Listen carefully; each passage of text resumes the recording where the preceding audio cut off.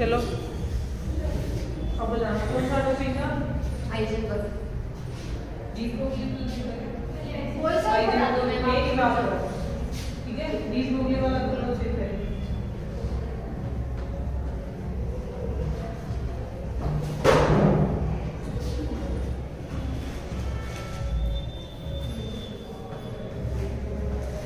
पहली यूनिट का पार्ट है ना डी ब्रोगली वाला, ठीक है? तो डी ब्रोगली इक्वेशन में डी ब्रोगली ने क्या बताया था? डी ब्रोगली की जो इक्वेशन है उसका एक नाम और भी है, दूसरा कौन सा रहेगा? Dual nature of particle. Particle भी बोल सकते हैं, मैटर भी बोल सकते हैं।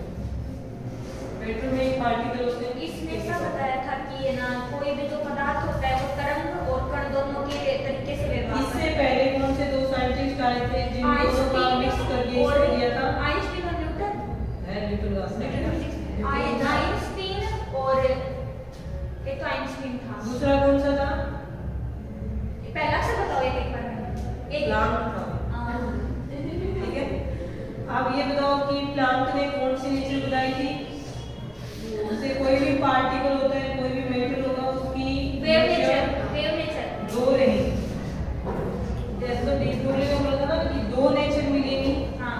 एक तो मिलेगी वेव नेचर, यानी वो वेव तरंग के रूप में भी गति कर सकता है, और दूसरी कौन सी रहेगी उसकी?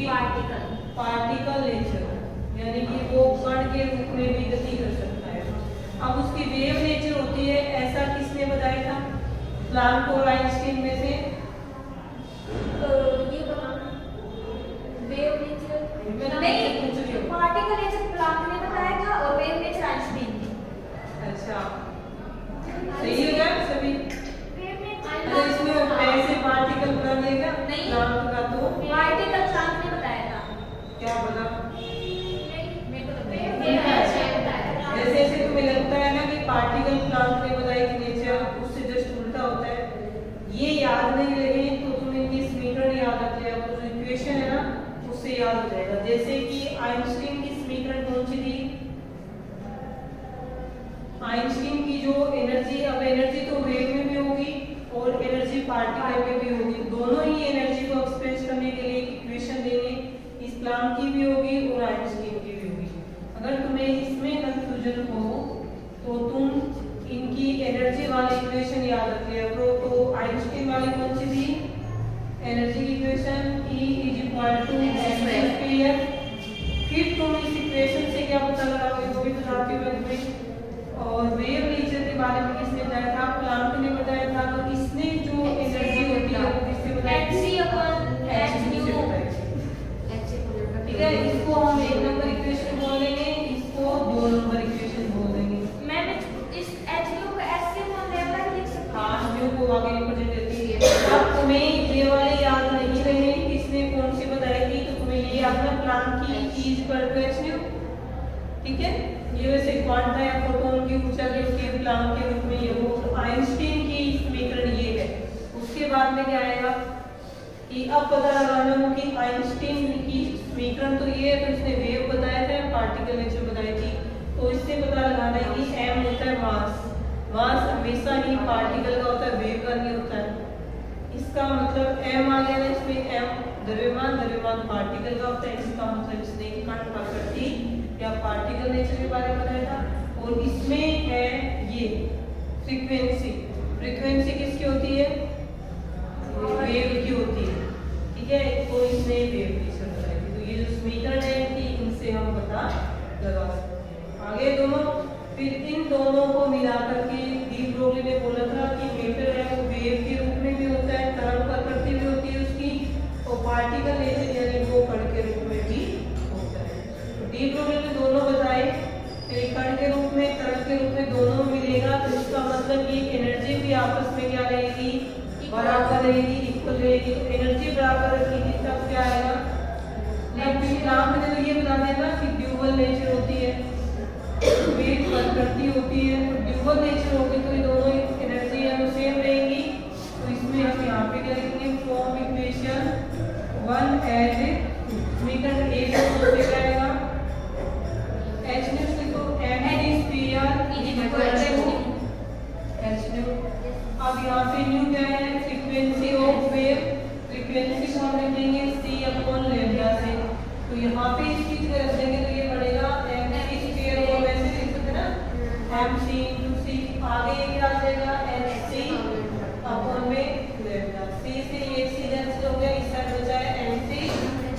बताया है h अपॉन में उसके बाद में c यहाँ पे क्या है, c क्या रहेगा पीछे गिराव रहेगी, नहीं बताया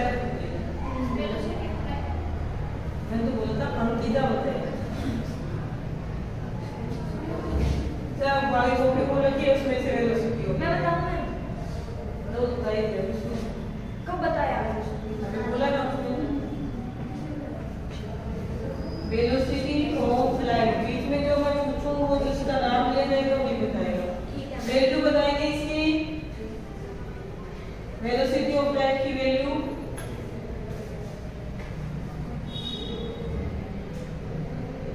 बोलो 3.3 into 10 the power 8 मीटर पर सेकंड या फिर मीटर सेकंड।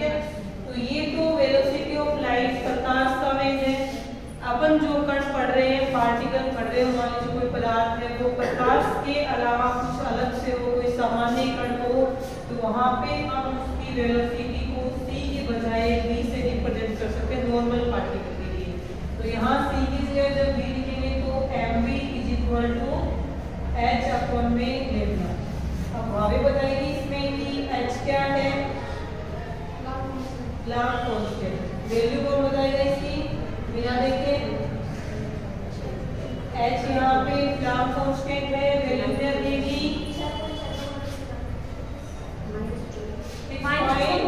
जूल पर सेकंड into 10 जूल पर सेकंड जूल सेकंड होती है। अच्छा जूल सेकंड ये सेकंड इंटू में होता है, इसके पर में नहीं होता है, ठीक है। और इसके अलावा h हो गया, लैम्डा क्या है अंकिता बताएगी इस बार, लैम्डा क्या है, ये वेवलेंथ तरंग दैर्घ्य इसकी वेव की होगी ना, ये तो वेवलेंथ ऑफ वेव है, v वेलोसिटी आएगी। यहाँ पे ये वेलोसिटी यानी वेग है किसी भी नॉर्मल पार्टिकल के लिए। अब उसके बाद में लास्ट में डी ब्रोगली की समीकरण बनेगी। लास्ट में क्या है, m क्या है, मास है, v को क्या लिखेंगे वेलोसिटी है, h यहाँ पे प्लांक कांस्टेंट है।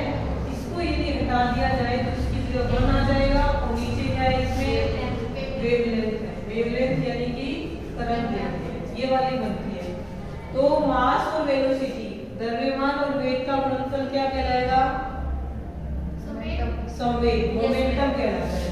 इनका जो गुणनफल होगा वो क्या कहलाएगा, मोमेंटम या संवेग कहलाएगा। उसको हम p से रिप्रेजेंट करते हैं, p = mv विद कर्मानुपाती 1 अपॉन लैम्डा, ठीक है।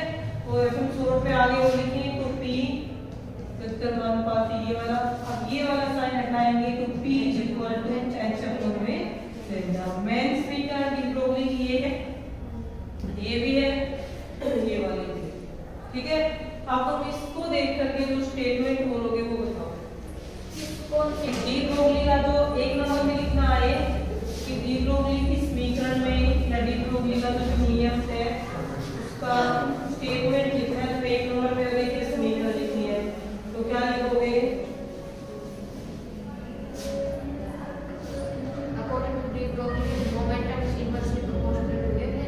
ये तो इसमें दिख रहा है कि मोमेंटम इसके इनवर्सली प्रोपोर्शनल है, लेकिन एक तो नाम हो रहा है ना साथ में, इसका मोमेंटम और इसकी वेवलेंथ, मोमेंटम तो हो जाएगा पार्टिकल का और वेवलेंथ हो जाएगी वेव की। हां तो फिर बोलो, according to de Broglie the momentum of a particle is inversely proportional to wavelength of wave। हां तो वो वेव और वो पार्टिकल उनका आपस में कोई रिलेशन है क्या, हां ड्यूअल नेचर है। तो वो वेव और वो पार्टिकल दोनों एक ही पदार्थ के होंगे। जैसे इलेक्ट्रॉन की बात करें तो पार्टिकल के रूप में भी इलेक्ट्रॉन है और वेव के रूप में भी इलेक्ट्रॉन है। तो उसके लिए जो आपको डायग्राम में बनाया था मैंने उस दिन बनाया नहीं बनाया ऐसे बोल फिर हां ऐसे मैंने से बोला कोई एक पार्टिकल है वो ऐसे एक गति कर रहा है, उसके साथ में कण वो वेव भी है उसकी वो दिखाई नहीं देती है। तो इस किसी गति करते हुए कण का संवेग भी उस कण से संबंधित, ऐसे नाम लिखा है रिलेटेड टू पार्टिकल, उस कण से संबंधित तरंग की तरफ ले ले ये व्युत्क्रमानुपाती होता है जहाँ प्लांक कांस्टेंट h उसका नियतांक कौन सा समानुपाती या व्युत्क्रमानुपाती? इसके व्युत्क्रमानुपाती वाला साइन ना ये प्लांक कांस्टेंट h उसका व्युत्क्रमानुपाती स्थिरांक के समानुपाती में ऐसे होता है जैसे कि कोई भी चीज इसके समानुपाती थी, मान लीजिए 80, ये समानुपाती वाले को उठा करके हमने कोई कांस्टेंट लगा दिया तो के यहाँ पे समानुपाती स्थिरांक है, लेकिन h यहाँ पे व्युत्क्रमानुपाती स्थिरांक है। व्युत्क्रमानुपाती वाले रूल में है ना, इसी हिसाब से। तो ये तो था डी ब्रोगली वाला नियम। अब ये वाला कुछ दिन बढ़वाया था, बनाया हो तो अच्छी बात है, नहीं बनाया हो तो अब जाके बना देना। मैंने बनाया था। उसके बाद में दूसरा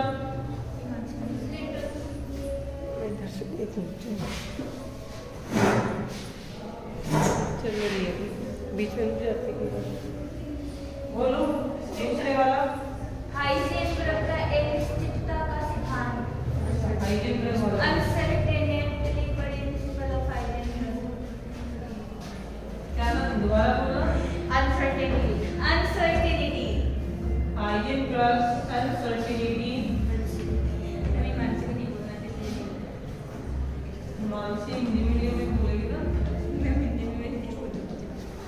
हाइजेनबर्ग का अनिश्चितता का सिद्धांत। इसमें क्या स्टेटमेंट था? एक ही स्टेटमेंट है फ्रेंड, यानी कोई भी पार्टिकल होगा उसकी दो ही चीजों की बात होती है। दो चीजें कौन सी लेंगी?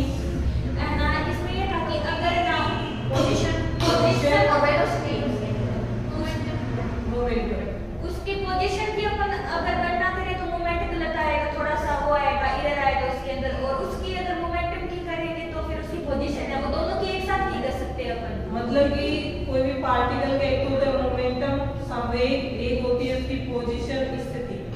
इन दोनों को हम एक साथ एक ही समय में सही ज्ञात नहीं कर सकते। यदि हम उस पार्टिकल के मोमेंटम को एक्यूरेटली हम ये माने कि इसका मोमेंटम संवेग हम 100% एक्यूरेसी से ज्ञात करेंगे, इसमें कोई एरर नहीं आएगी, तो उतनी ही एरर उसकी पोजीशन में आ जाएगी, पोजीशन देखते टाइम। और पोजीशन को 100% सही ज्ञात करने की कोशिश करेंगे तो उसके मोमेंटम में एरर आएगा। एक समय पे दोनों को बिल्कुल बिना एरर के साथ में एकदम एक्यूरेसी के साथ में ज्ञात नहीं किया जा सकता, दोनों में कुछ ना कुछ अनिश्चितता होती है। तो पोजीशन को किससे रिप्रेजेंट करेंगे? मान लीजिए अक्ष डायरेक्शन की पोजीशन है तो उसमें जो अनसर्टेनिटी आएगी वो डेल्टा अक्ष है। अक्ष डायरेक्शन में जब हमने पोजीशन देखी है तो हम इसका मोमेंटम भी अक्ष डायरेक्शन में ही देखेंगे, ठीक है। मोमेंटम को किससे रिप्रेजेंट करेंगे? ई से, और अक्ष डायरेक्शन कैसे? पी।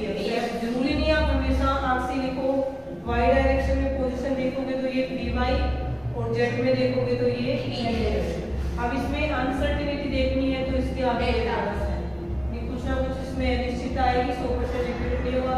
तो इन दोनों का जो गुणनफल होता है, जो उसका हाइजेनबर्ग के सिद्धांत का मेन जो स्टेटमेंट था वो यही था कि पोजीशन में अनसर्टेनिटी और मोमेंटम में अनसर्टेनिटी का गुणनफल किसके बराबर, किससे ज्यादा होता है?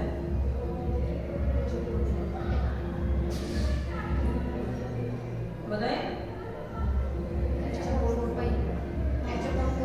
h/4 के बराबर होगा या फिर इससे ज्यादा या कम? तुम बताओ। नहीं, इधर होगा ये साइन है ना मैम, मेरे पास में ये साइन इधर होगा, h/4 इधर होगा, ये साइन इधर होगा नीचे वाली तरफ।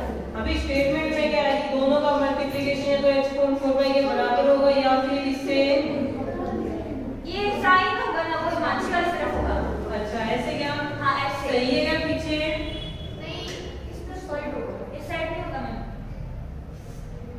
याद तो आ रहा है कि मेरे कॉपी पे इस साइड वाले पेज पे ऊपर लिखा हुआ है, इतना याद है। कॉपी पेज ऑन है, इसमें h/4 के बराबर या इससे अधिक होता है या कम होता है? बोलो। अधिक होता है, उसमें ये साइन कैसे लगाओगे? स्टेटमेंट क्या लिखा है वो बताओ। स्टेटमेंट क्या लिखा है? और बताइए स्टेटमेंट क्या लिखा है? इन दोनों का मल्टीप्लिकेशन h/4 के इक्वल ग्रेटर देन ज्यादा होगा तो इसमें ये साइन कैसे लगेगा?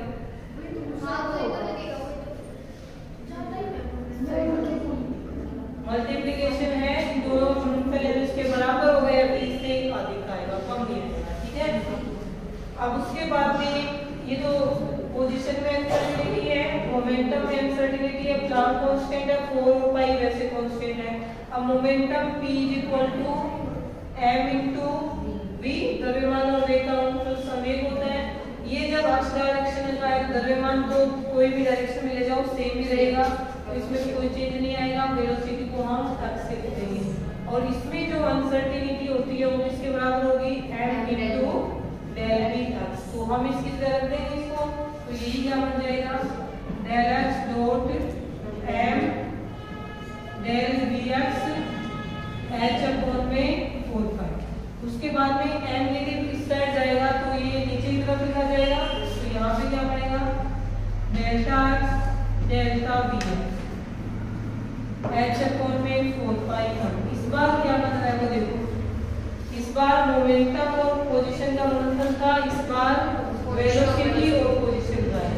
तो वेलोसिटी और पोजीशन में जो अनसर्टेनिटी होती है उसका गुणनफल h अपॉन में 4 पाई m। इसमें सिर्फ 4 पाई है ना, इसमें 4 पाई m के बराबर या फिर इससे अधिक, ठीक है।